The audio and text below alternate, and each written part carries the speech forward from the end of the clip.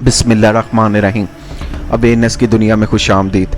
बहनों को बड़ा शौक़ होता है कि हमारे भाई की शादी होगी तो हम फ़लाँ रस्म करेंगे, फ़लाँ रस्म करेंगे, हम अपने शौक़ पूरा करेंगे। और उनका शौक़ जो है वो सिर्फ़ रस्मों तक होता है। ये नहीं होता कि जो हमारे भाई की बेगम बन के आ रही है, अगर हम उस बेगम को अपनी बहन बना लें तो इससे कोई फ़र्क नहीं पड़ेगा। लेकिन ऐसा सोचना या समझना वो अपने लिए तौहीन समझती हैं। और नंद जो है प्रॉपर विलन का किरदार अदा करती है। उसने सारा दिन देखना है कि भाभी क्या कर रही है, किचन में है या अपने कमरे में है, फ़ोन पे बात कर रही हैं या वैसे बैठी ही हैं। सारी बातें उसने नोट करनी है और आके अपनी माँ को बतानी है।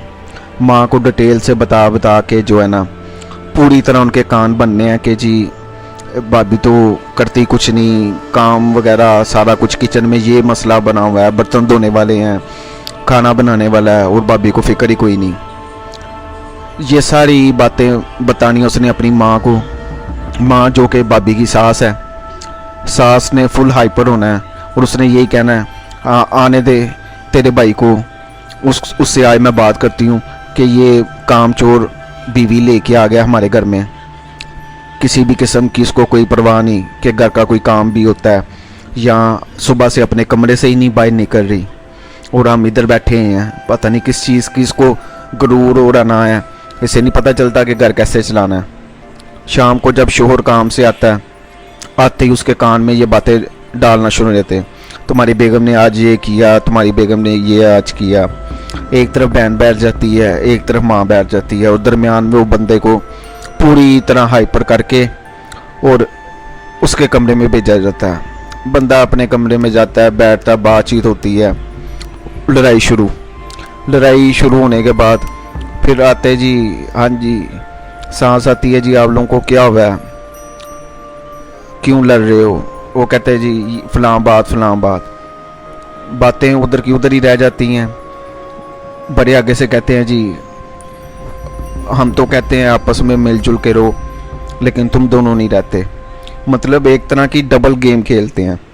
जैसे कहते नहीं कि आरी के एक तरफ धंधे हैं, दुनिया के दो तरफ धंधे हैं। वो दो तरफ ही धंधे हैं। उन्होंने किसी किस्म का कोई ऐसा सीन नहीं देखना कि अगर हम किसी की बेटी को ब्याह के अपने घर ले आए हैं तो उसको भी थोड़ा सा इज़्ज़त का दे लें, उसकी भी इज़्ज़त कर लें। अगर सास अपनी बेटी को कह दे कि ये जो आई है ये भी तुम्हारी बहन है, और बहन थोड़ा सा जो है वो तसव्वुर कर ले, हाँ ये मेरी भाभी नहीं, ये मेरी बहन है, बहन की तरह थोड़ी सी इज़्ज़त दे ले, तो उसकी शान में कोई कमी नहीं आ जाएगी। लेकिन ऐसा सोचना, ऐसा करना या ऐसा समझना वो अपने लिए तौहीन समझते हैं।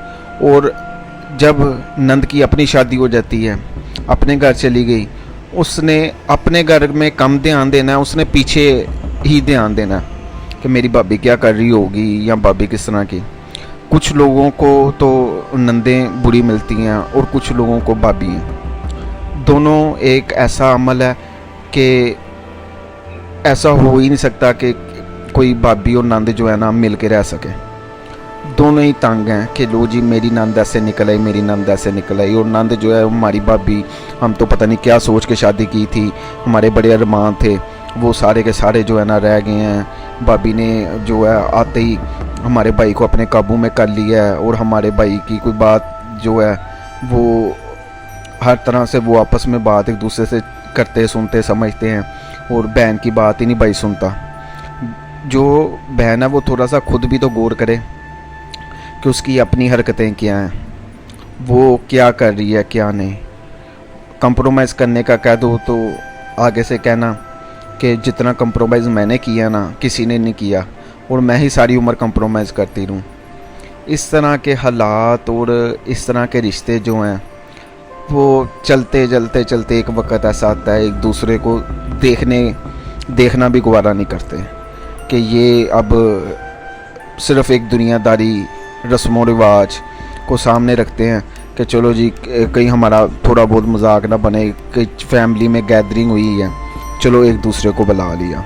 बाकी कोई ऐसा नहीं है कि कोई दिल से एक दूसरे को बुलाना या एक दूसरे की दिल से कदर करना। अपनी राय कमेंट में ज़रूर पास कीजिएगा। इसके साथ हमें इजाज़त दें। अल्लाह हाफिज़।